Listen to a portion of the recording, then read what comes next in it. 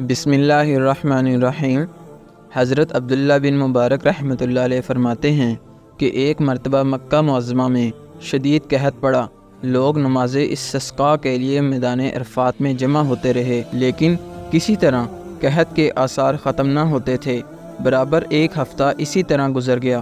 چنانچہ آئندہ ہفتہ جمعے کی نماز کے بعد لوگ پھر عرفات میں جمع ہوئے تو میں نے دیکھا کہ ایک سیاہ فام ضعیف و ناتواں انسان ہے، جس نے 2 رکعت نماز پڑھ کر اللہ تعالیٰ سے دعا مانگی اور سجدے میں گر کر قسم کھائی کہ تیری عزت و جلال کی قسم، اس وقت تک سجدے سے سر نہ اٹھاؤں گا جب تک تو بارش رحمت سے اپنے بندوں کو سیراب نہ کر دے۔ چنانچہ اس کی اس دعا کے بعد میں نے دیکھا کہ آسمان پر ابر سیاہ نمودار ہوا اور اس طرح برسا کہ گویا کسی نے مشک کے دانے کھول دیے ہیں۔ بعد ازاں اس سیاہ فام بندہ خدا نے اپنے رب کی حمد و ثنا بیان کی اور چل دیا۔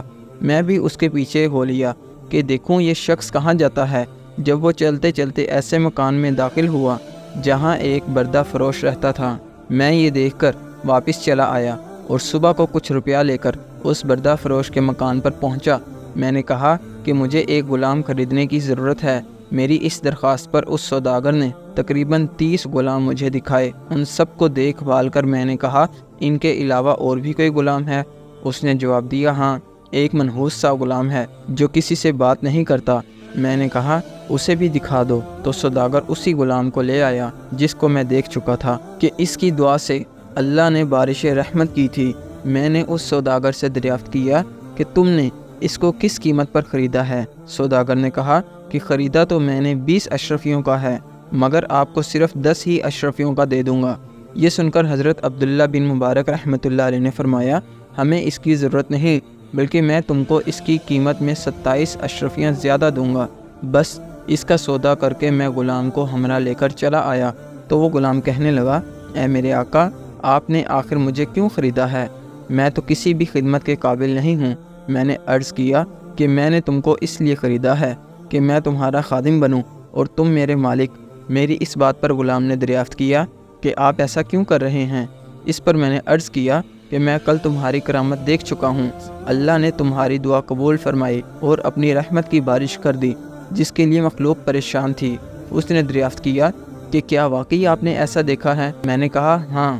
اس کے بعد اس نے دریافت کیا، کیا آپ مجھے آزاد کرتے ہیں؟ میں نے کہا کہ تو اللہ کے واسطے آزاد ہے۔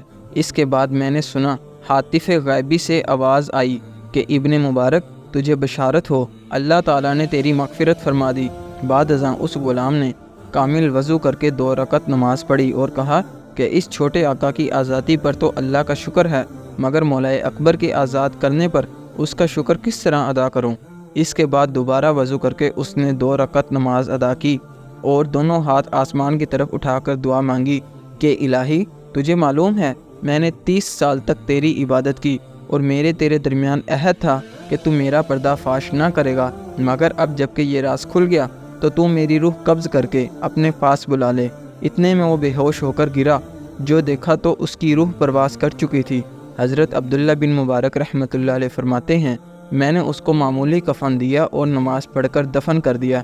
بس جب میں سویا تو کیا دیکھتا ہوں کہ 2 خوبصورت بزرگ عمدہ سا لباس پہنے ہوئے، ان میں سے ایک صاحب نے مجھ سے فرمایا، اے ابن مبارک، کیا تجھے اللہ تعالیٰ سے شرم نہیں آتی؟ اور یہ کہہ کر جب وہ چلے تو میں نے دریافت کیا کہ آپ کون ہیں؟ تو انہوں نے کہا کہ میں محمد رسول اللہ صلی اللہ علیہ وسلم ہوں اور یہ میرے پاس حضرت ابراہیم علیہ السلام ہیں۔ آخر میں نے دریافت کیا کہ میں اللہ سے کس طرح نہیں شرمایا، حالانکہ کثرت سے نماز پڑھتا ہوں۔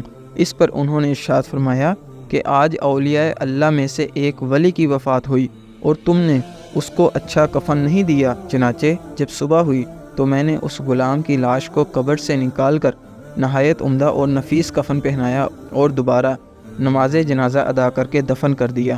اللہ تعالیٰ اس پر اپنا رحم فرمائے، آمین یا رب العالمین۔ سچ ہے، اللہ تعالیٰ اپنے مطیع اور فرما بردار کی خود عزت بڑھا دیتا ہے جو اپنے آپ کو اللہ کے لیے فنا کر دیتا ہے۔ اللہ تعالیٰ دنیا کو خود اس کے آگے جھکا دیتے ہیں۔ دعا ہے کہ اللہ تعالیٰ ہم سب کو بھی نیک بننے کی توفیق عطا فرمائے، آمین یا رب العالمین۔ جزاک اللہ۔